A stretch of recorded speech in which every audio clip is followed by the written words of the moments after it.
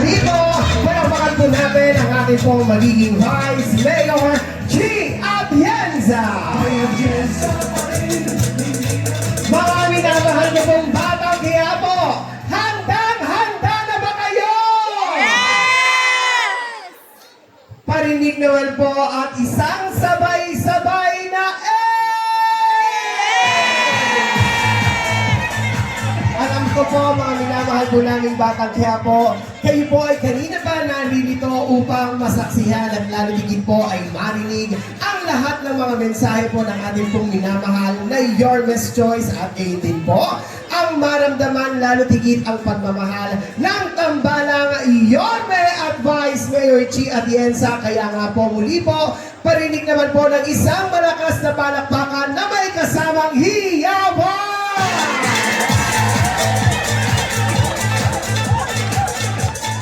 Subukan nga po natin kung sino po ang pinakamalakas ngayong gabi. Magpalakpakan nga po ang aking mga nasa nangka!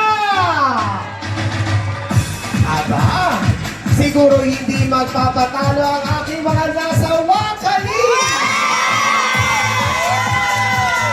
Subukan nga natin ang mga nasa harap! Ibang-iba talaga ang power ng ating mga minamahal na taga-Distrito 3. At syempre, alam ko po at ramdam na ramdam ko na rin po na talagang lahat tayo ay sabik na pong marinig ang tinig ng ating pong pinakahihintay ang talaga namang minamahal natin ikalawang Pangulo. Muli po mga minamahal ko pong mga taga-Distrito 3, ang taus-pusong pasasalamat po sa inyo. Maraming salamat po mga taga-Distrito 3. Handang-handa na ba kayo? At sa mga pagkakataon po ito, isang malaking karangalan po ang ipakilala ang isang leader na kahit kailan ay hindi tayo iniwan sa gitna ng laban natin sa pandemya. Ang batang galing sa hirap, nagsumikap. Ang batang Maynila, Yorme Isko Moreno Dumagoso.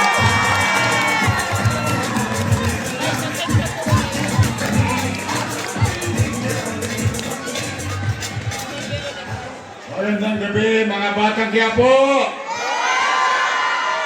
Ako, balita ko, kanina pa kayong alas 6 ng gabi. Di wala nagsaing sa bahay. Maraming titilapong kaldero. Kung wala nagsaing sa bahay, wala pa rin kumakain. Sigurado kayo? O ngayon, dapat ako magsasalita. Pero, ngayong gabi, very special ang gabing ito sa Quiapo. Dahil mas gugustuhin ko na mapakinggan ninyo ang mensahe sa inyo mismo ni dating Pangulong Rodrigo Roa Duterte. Nadadaling sa atin ang mensahe na yan ng kanyang maganda at magaling na anak, the Vice President Sara Duterte.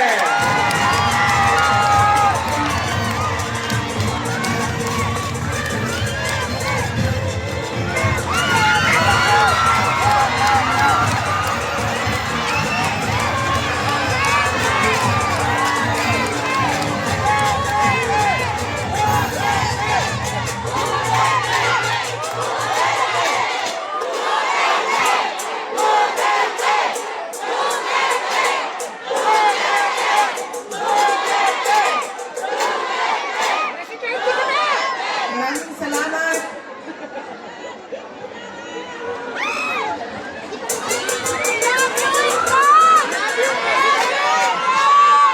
Assalamualaikum warahmatullahi wabarakatuh. Madayawang mayong gabi kaninyong kanan. Magandang gabi sa inyong lahat. Unahin ko po muna ang aking mga pagpapasalamat. Nagpapasalamat tayo sa ating babalik na Mayor Isko Moreno Dumagoso.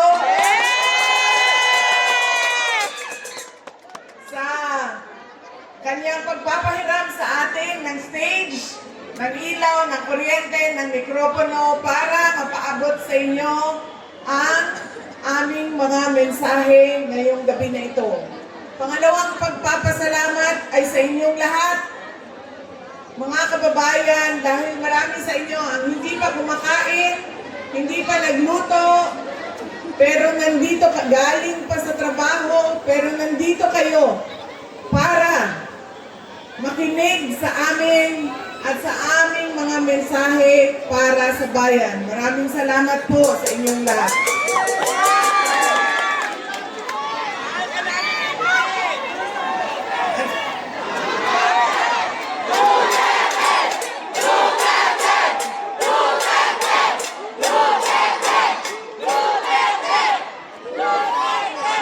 Alam niyo, kahit saan man ako pumunta ngayon, galing kaming Samar, tumawid kaming Leyte, tumawid kaming Cebu, tumawid kaming Negros, pumunta ako nung isang araw, kagabi, dito sa syudad ng Maynila, kaninang umaga sa Quezon City. Ngayon, bumalik na naman ako sa syudad ng Maynila. Ang sigaw ng mga tao ay Duterte.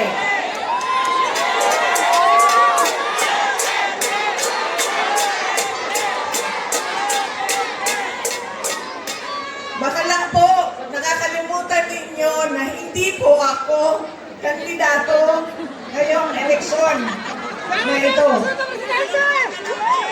Pero nandito ako para maglabas ng nararamdaman ng karamihan ng taong bayan sa ating pamahalaan ngayon.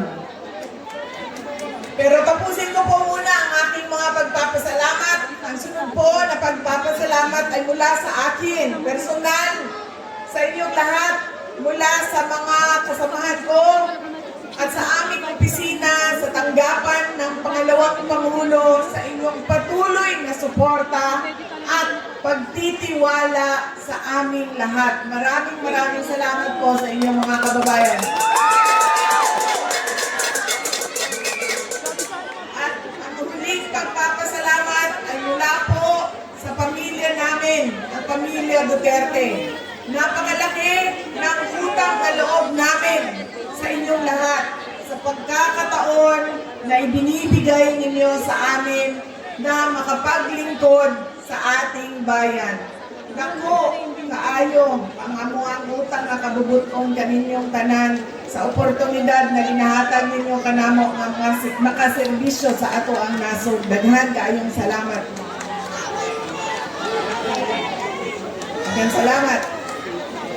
Alam nyo, marami sa ating mga problema ngayon ay dahil sa ugali nating mga Pilipino kung paano tayo pumipili ng leader ng ating mga komunidad at ng ating bayan. Una na ugali ng Pilipino ay kung sino yung nagpapatawa sa kanila, sumasayaw, kumakanta, na-entertain sila, ay yun ang naaalala nila pag-upo nila doon sa presinto, sa voting precinct natin.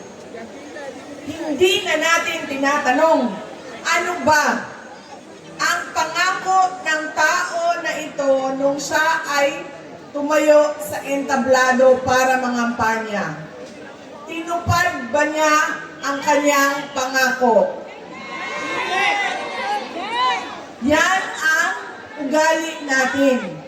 Maganda sa paningin, sumasayaw, na-entertain ako, naaaliw ako sa kanya, iboboto ko siya. Hindi na natin tinanong. Noong ba ikaw ay nangako na 20 pesos ang kilo ng bigas ay tinupad mo ba?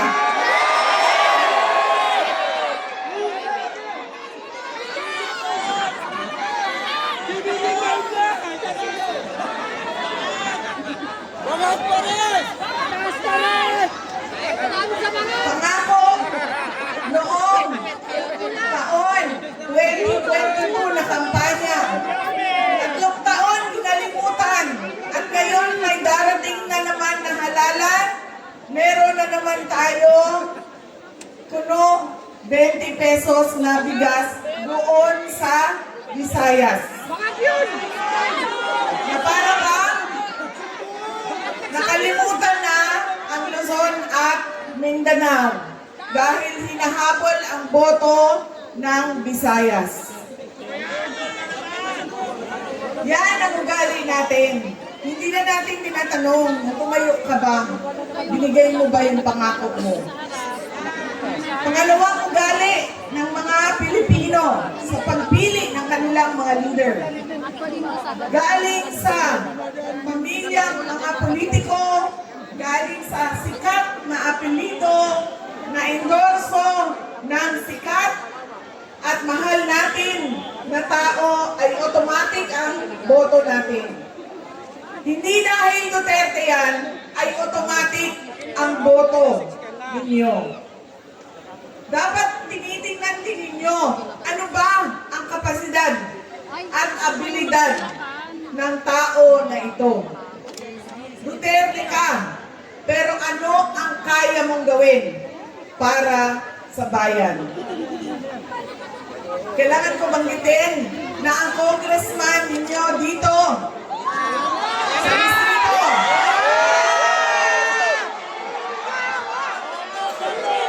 ay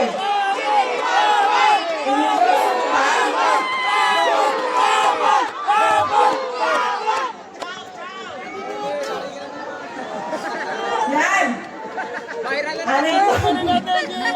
Ang sampon na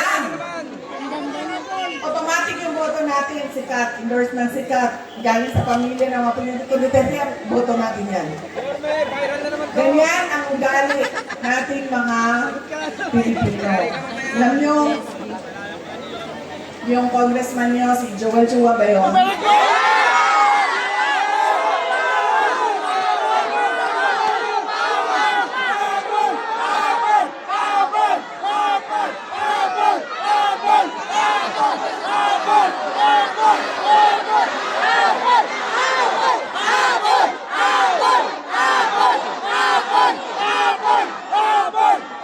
Sabi nung isang kaibigan ko na tiga Cebu, na kaibigan din niya.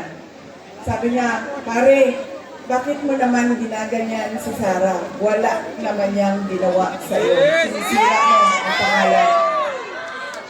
Sabi niya doon sa kaibigan namin, utang ina pare, hindi ko naman kilala si Sara at hindi niya ako kilala. So ano bang pakialam ko sa kanya? Utang ina rin. Andito ako ngayon sa distrito niya.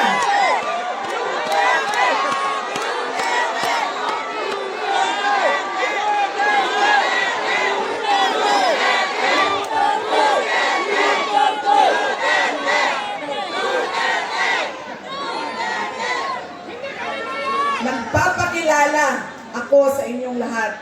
Ako, si Sara Duterte. Kaya ko makipag-away sa kanal.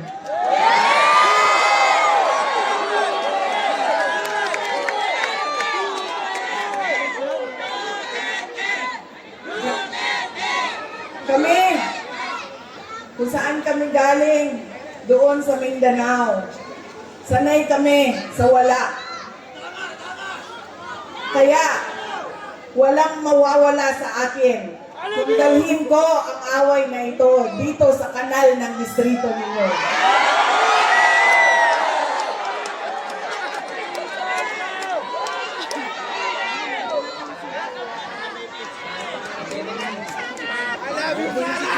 Mga sis, saan kayo galing?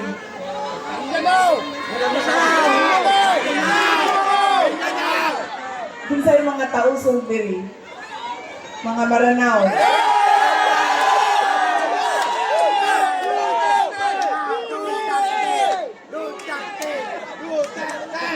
Gusto mo mga Bisaya.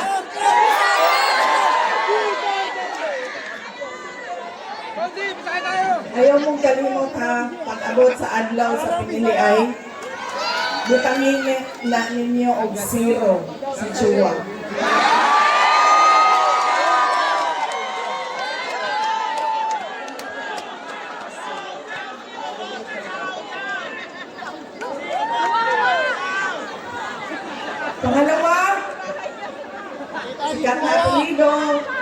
kasalukuyang politiko. Ito ang gali ng mga Pilipino sa pagpili ng kanilang mga leader. Kung sino yung may pera at bumibili ng boto, ay binibigay natin ang ating pagkatao sa kanila. Alam nyo, galing akong Bacolod, galing akong Manila, kahapon, Quezon City, tinatanong ko ang mga tao, magkano ba ang bilihan ng boto? 2,000, 3,000.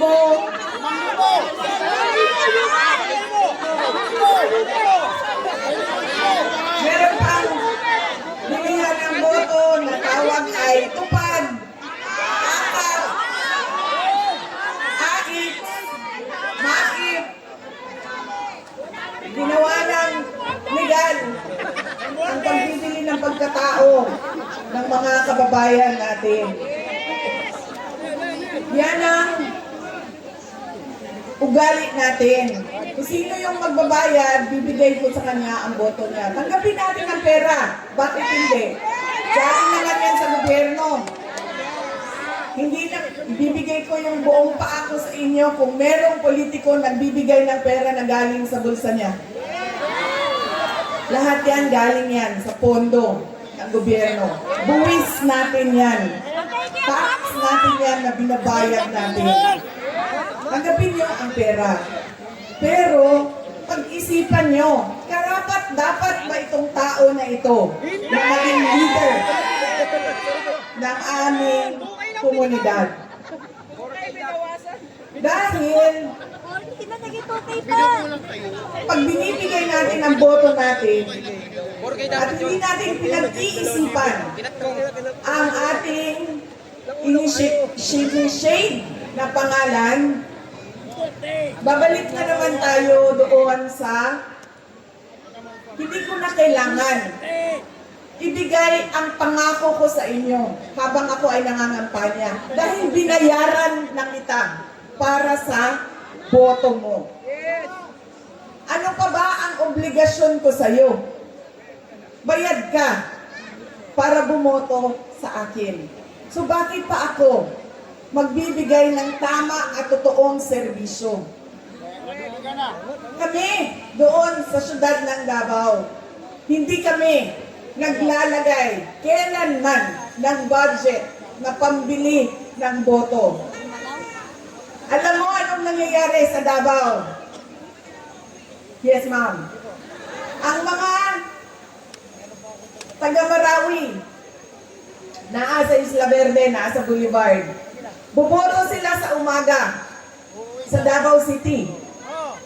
Dahil buboto sila para sa mga Duterte. Tapos, babiyahe sila papuntang Marawi, Maguindanao, Cotabato City dahil boboto sila para sa bayaran doon. Diba? Truck kayo na bumabiyahe panahon ng halalan para kumuha ng pera sa mga kapitbahay. Mga flying voters, ilang beses ko na yan sinabi sa COMELEC. Kailangan automated ang listahan ng mga tao. Dahil kung hindi ninyo ginawa yan, at hindi niyo biometrics yan, ganyan lagi ang kultura ng ating halalan. Boboto dito, lilipad sa Bulacan, boboto doon, tatanggap. Ganyan sa amin. Hindi kami nagbibigay. Boboto sila, sa umaga, pabiyahe sila, tapos boboto sila doon sa kapitbahay namin. Doon kasi may bigayan ng pera. Yan ang nangyayari sa atin. Sabi ko nga, walang problema. Kunin natin ang pera, pero pag-isipan natin ang ating mga leader. Dahil yan ang kinabukasan. Yan ang pagdadala sa atin sa tama umaling kinabukasan ng ating bayan. Alam niyo, masakit sa akin yung pagbibili ng boto. Dahil nga, nawawala yung respeto ng tao sa isa't isa. Nagiging transaksyon. Mahalin mo ako, bayaran kita. Pag hindi mo ako bayaran, hindi kita mamahalin. Nagiging transaksyon ang ating mga relasyon sa ating mga kababayan. At masakit sa akin dahil sino ba at kaninong boto ba ang binibili ng mga politiko? Sa mga mayayaman ba? Sa mga mataas ba ang trabaho at natapos? Mga doktor, binibili ba ng 2,000 ang kanilang boto? Mga engineer na kumikita ng 1 milyon isang buwan, binibili ba ng 2,000 ang kanilang boto? Hindi. Ang binibili ang boto, yung mga tao na araw-araw naghihirap, nagtatrabaho, naghahanap buhay dahil ang 2,000 ay napakalaking bagay para sa pamilya nila. Yung mga taong naghihirap at walang-wala. Masakit yun. Dahil pinagsasamantalahan yung kahirapan ng mga tao. Dahil ba walang-wala ako, bibilhin mo na ang aking dignidad at prinsipyo. Yan ang ugali natin, mga Pilipino. Kung sino naaalala, bahala na. Hindi ko na tatanungin kung ibibigay mo ba pangako mo. Kung sino yung sikat, kung sino yung malaking pamilyang politiko. At binibigay natin yung pagkatao natin sa taong magbabayad, sa tamang presyo. Kaya kailangan, madami ang nagtatanong, ano bang magagawa namin? Ano bang matutulong namin, Inday Sara? Wala na kayong matulong sa akin. Tumulong na kayo. Ginawa niyo na akong pangalawang pangulo ng ating bayan. Oh. Susunod yun, sir. Pero, sandali lang, sir. Nandito muna tayo. Huwag niyong kalimutan, hindi ako kandidato. Botante ako ngayong eleksyon na ito. Nagpapaalala ako sa inyo kung ano yung dapat gawin natin. Baguhin natin ang ugali natin sa pagboto ng mga kandidato. Ilang araw na ako umiikot sa iba't ibang lugar sa Visayas. Baka dahil naging 20 pesos yung bigas doon dahil umikot ako doon, galing ako sa Samar Leyte. Ako napaisip pa. Kaya, oo nga eh. Bukas 20 na yung bigas na yun dito kasi dumaan sa iba. Salamat ka sa akin! Ngayon lang ako napaisip ka na. Galing ako sa Samar Leyte, Cebu, Negros. Bacolod, Negros Occidental. Lahat ng madaanan ko, Manila, Quezon City, nagtatanong, kamusta na ba si dating Pangulong Rodrigo Duterte? Yes! Ang dami ng mga hindi ko kilala, nagsasabi, ikamusta mo kami kay President Duterte? Kahit hindi kami magkakilala mga kababayan natin kung saan-saan. Okay lang po si Pangulong Duterte.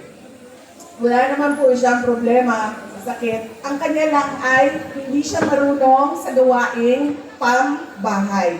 Hindi siya marunong maglaba, hindi siya marunong magluto, at hindi siya marunong maglinis ng kanyang kwarto. At isa pa doon, siya ay may edad na, 80 years old, si Pangulong Duterte. Basta may zero cock doon! Diyan daw? May zero! Tiro ko, tiro!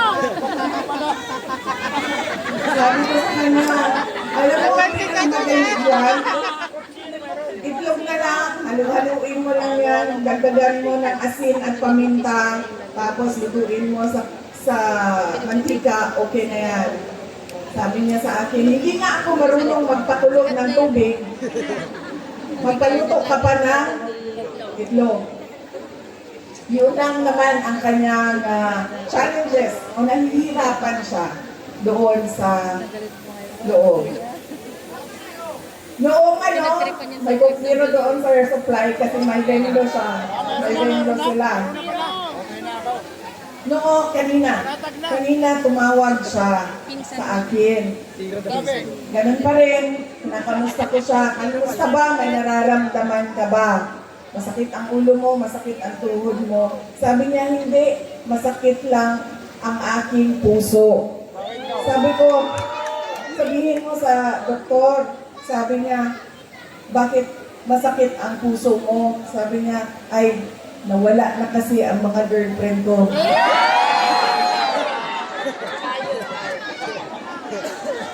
Sabi ko, ay, naku, huwag ka mag-alala. Dahil may 2 girlfriend dyan sa labas ng kulungan, nag-aaway, nag-aantay na lumabas ka. Tapos sabi niya sa akin, sumali ba sa away ang nanay mo? Sabi ko sa kanya, ay naku, wala na siyang pakialam sa'yo. Yan po ang update kay Pangulong Duterte. Sabi niya kanina, kailan mo ba ako ilalabas dito sa detention center? Sabi ko sa kanya, relax ka lang dahil mamayang gabi meron kaming meeting doon sa distrito ni Joel Chua. So, distrito ni Apple ito.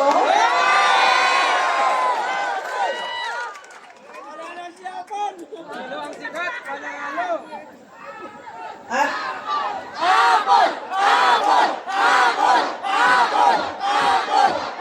Asan yung apple ko?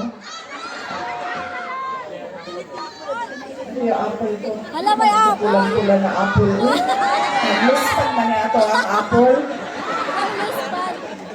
Namutla. Apple ko. Bakit namumutla itong apple na ito?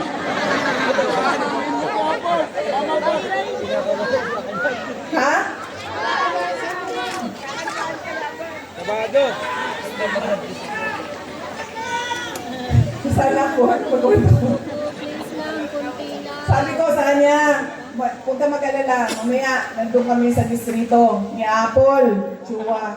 Apple. Apple na ito. Nagugulo ka. Apple na ito. Pag-uusapan namin kung paano ka namin kidnapin diyan sa Hague at ibalik sa Pilipinas. Sabi niya, huwag mo akong kalimutan dito dahil mabubulok ako dito. Sabi ko sa kanya, Bias, patay tayo dyan. huwag ka mag-alala. Marami ang nagdadasal sa Pilipinas at sa buong mundo para maibalik ka sa ating mahal na inang bayan.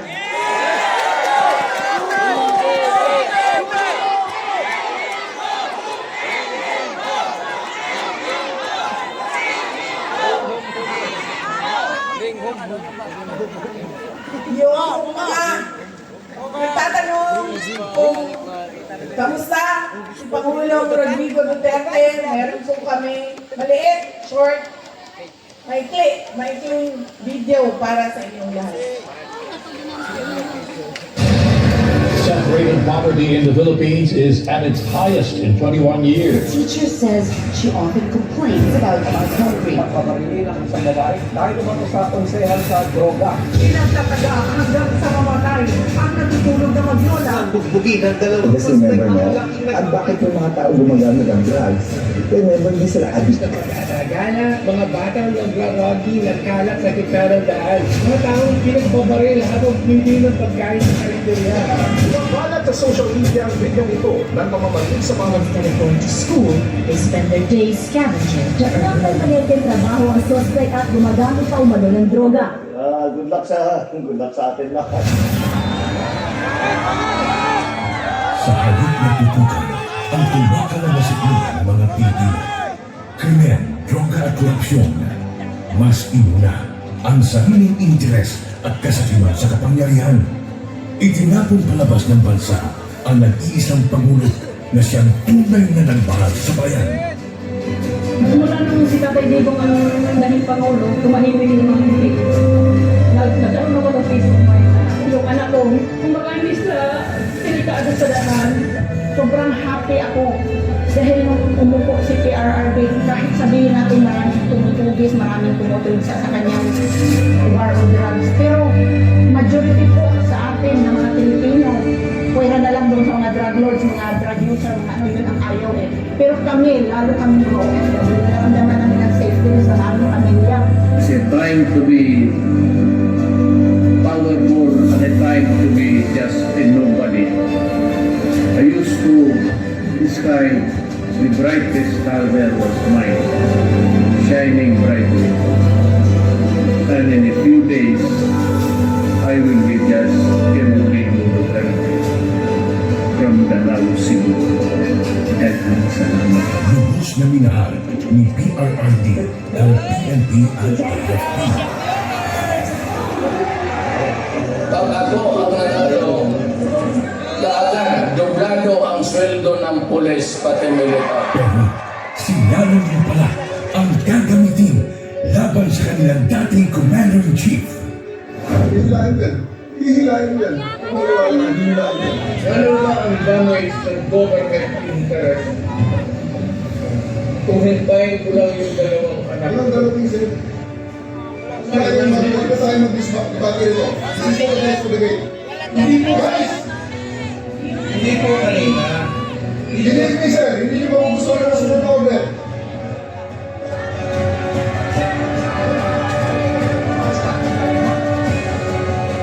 Napilitan sa serbisyo ang iba dahil sa order ng isang bangag na namumuno sa kanila. Dapat daw tinalo na dito yung survey na pinipigil ang kasing international criminal Ang court. yun ang simula ng paghiyap ng damdamin ng mga Pilipinong nagmamahal kay Tatay Digong.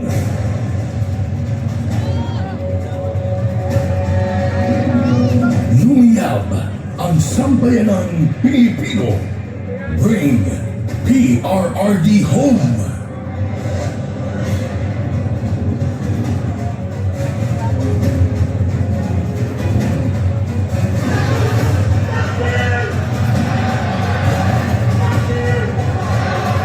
Iisa lang ang sigaw.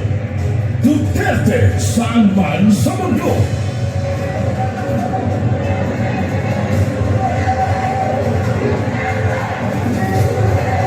Nagagalit ang taong bayan dahil ramdam ng lahat na walang nagawa ang administrasyong ito. Hindi sariling mithiin. Nais nating katawanin ang nagkakaisang damdamin ng milyong-milyong Pilipino at isabihin ang kanilang pinag-isang litigin para sa isang mapayapa at nagkakaisang Pilipino.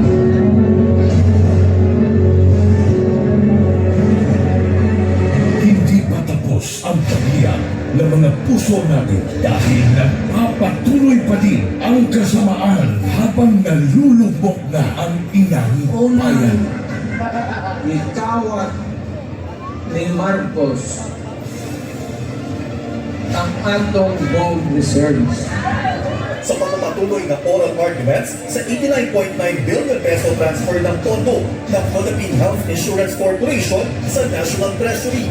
Muling binusisi ng mga maestrado ang paggamit ng ahensya sa pera mula sa mga kontribusyon ng mga miyembro nito. Aminado ang DOLE at DSWD na walang listahan para sa mga beneficiary ng ayuda sa kapos ang kita program o AKA. Sa tuloy na sila ang nagagamit na sa politika ang AKA. Hindi na pala 7-7, meron pang 30-30-30. Yung 2032. Yung 30-30 naman, kung ikaw ang host ng sorting, you get 30 million, 90 million lahat yan. 30 million AX or ATA, 30 million na BAIT, and 30 million na utang. Sa kanyang 15 taong karanasan bilang kongresista, ngayon lang daw nakakita sa Davao City Representative Isidro Ugar ng ganitong sistema sa Bicameral Conference Committee. Ang pinutukoy niya ay ang mga blankong line items sa Bican Report ng 2025 National Budget na nailabag sa batas. Partikular dito ay ang missing budget amount sa Department of Agriculture at ang program funds na 6 bilyon na sa halaga.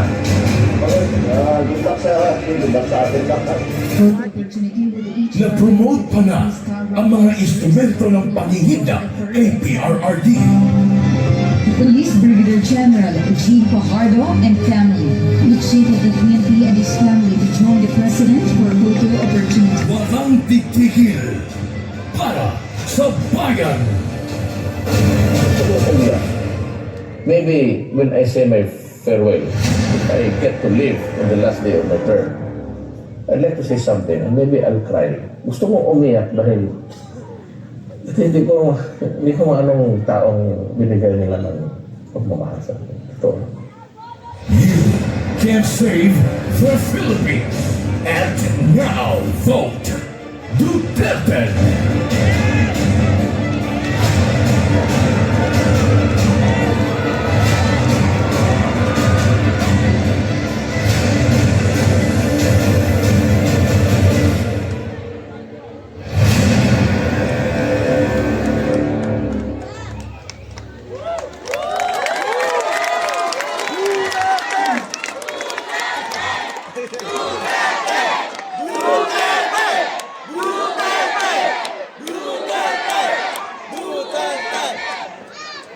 Sino yung mga maranaw dyan sa likod kayo?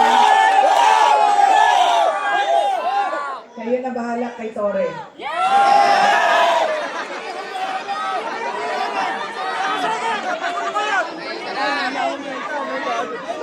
Si Congresswoman Apple Nieto na ang bahala kay Joel Chua sa tulong ninyo.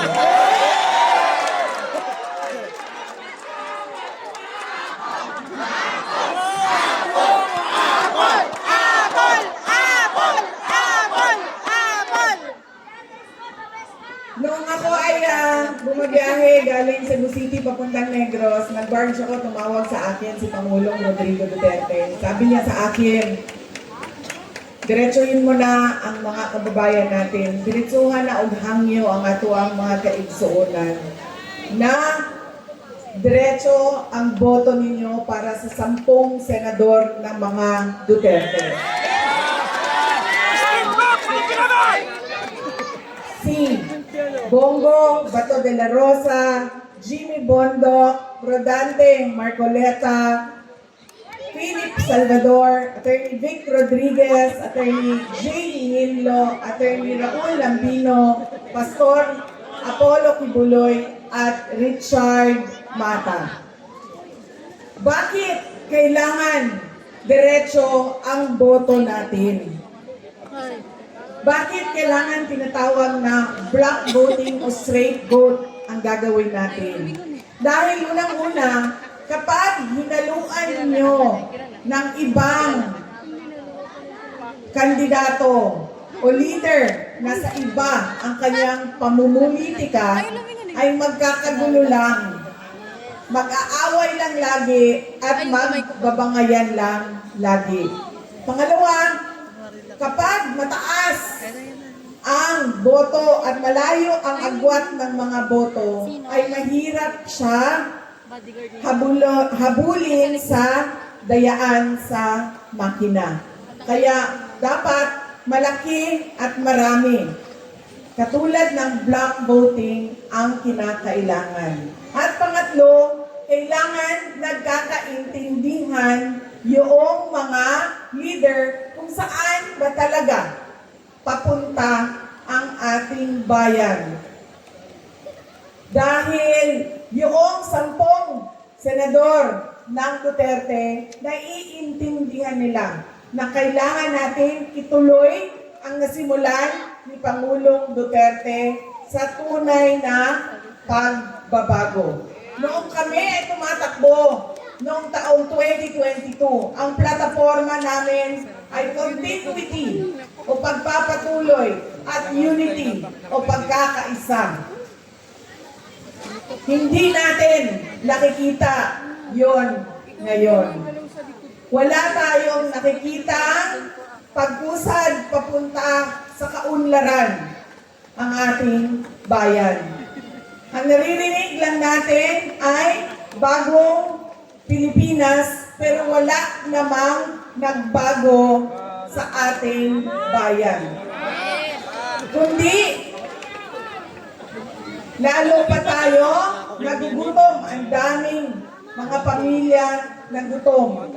Tumataas ang kahirapan at sobrang dami ng ating mga kababayan ang nakikipagsapalaran sa ibang bansa. Kahit illegal ang paglabas nila sa ating bansa at illegal ang pagpasok nila sa ibang bansa para lang maghanap buhay sa kanilang pamilya dahil walang oportunidad ng trabaho at negosyo dito sa ating bayan. Para bang wala nang magandang kinabukasan dito sa ating bayan.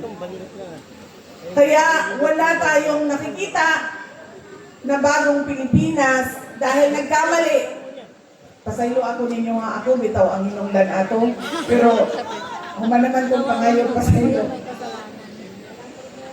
Nagkamali tayo ng pili dahil yung ugali nga natin sa pagboboto ay hindi natin binago. Kaya kailangan natin baguhin ang ating pagboto. Idiretso na natin ang 10 senador. Tulad din ng dito sa syudad ng Maynila. Kung sino yung mga kasama ng ating Mayor Isko Moreno Dumagoso, yun na rin ang piliin ninyo diretso.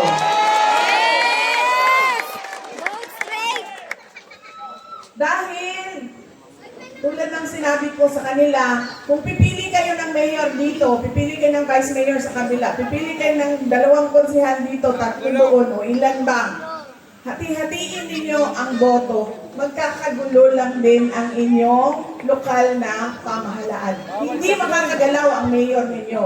Hindi din makakagalaw ang vice mayor ninyo. Kaya kung pumili na kayo, na ng kay Mayor Isko Moreno kayo, lahat ng kasama niya, kasama na ang ating Congresswoman Apple Nieto ay iboto na ninyo.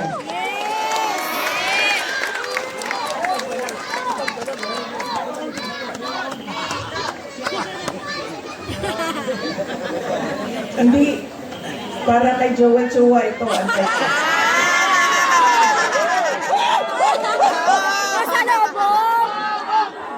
Sabi ng bata, kasi sabi niya, bigay daw yung apple.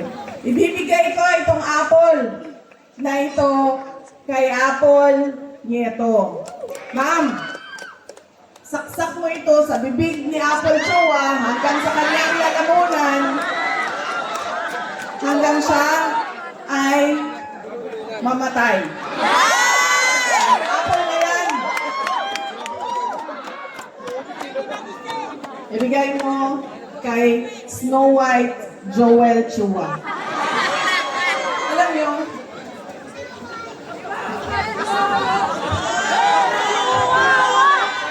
diba si Snow White kumain ng apple tapos nabilaukan. Apple yan. Bigay niya sa kanya. Saksak niya doon sa bibig niya.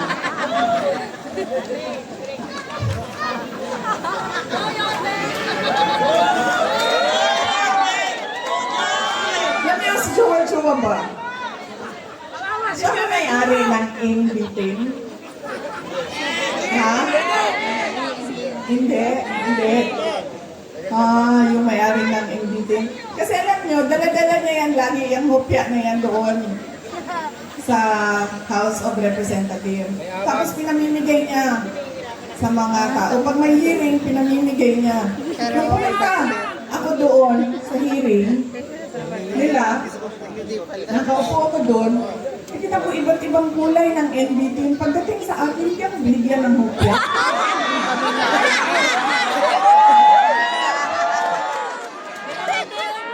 Hindi ako nagugutom.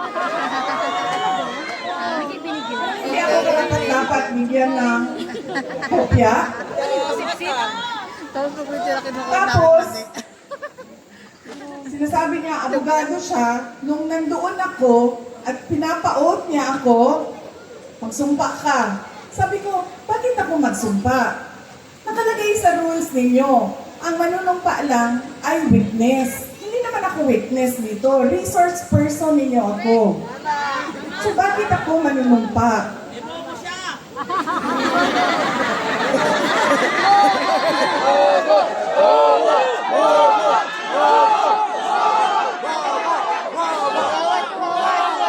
Huwag ka mag-alala.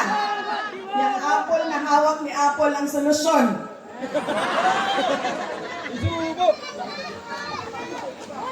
Tapos, sige na. Huwag na yan, si Inday Sara, hindi sumasagot.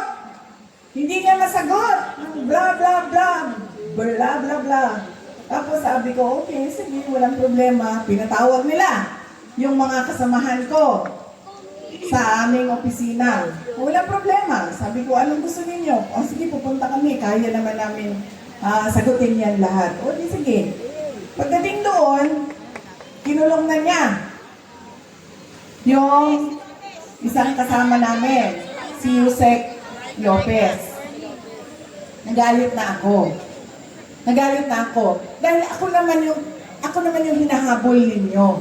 Ako yung gusto ninyong paalisin. Ako yung gusto ninyong sirain. Bakit nyo dinadamay yung mga kasama ko sa opisina? Sinabi niya, pasensya na.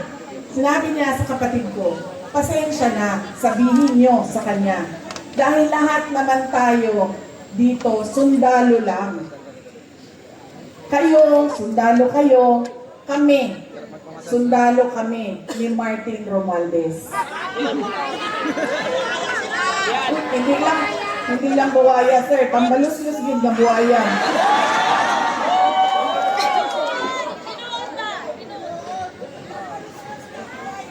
Sinagot siya ng kapatid ko, sundalo tayong lahat, pero kami, sumusunod kami sa tamang orders. Hindi kami sumusunod sa mali.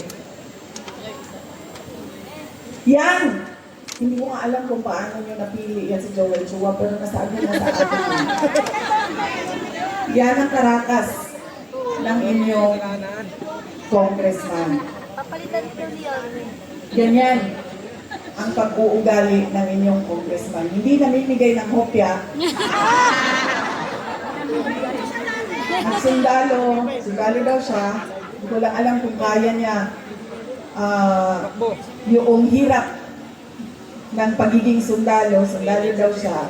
Pero hindi naman niya sinusunod yung tama. Ang sinusunod niya ay yung mali.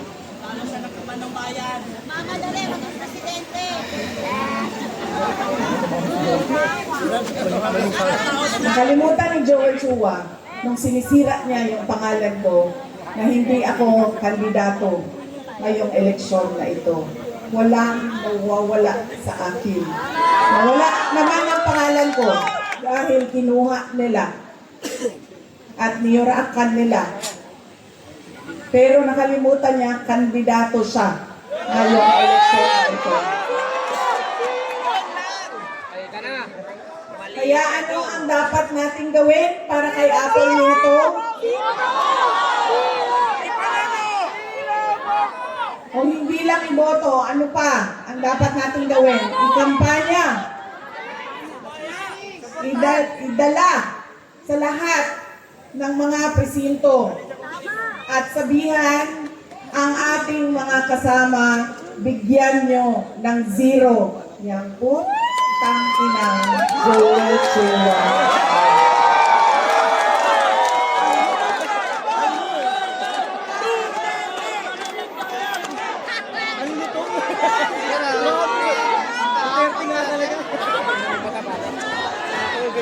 Mahal copyright na to, lagot na ako sa channel ko.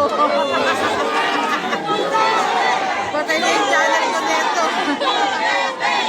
FP pa naman ko.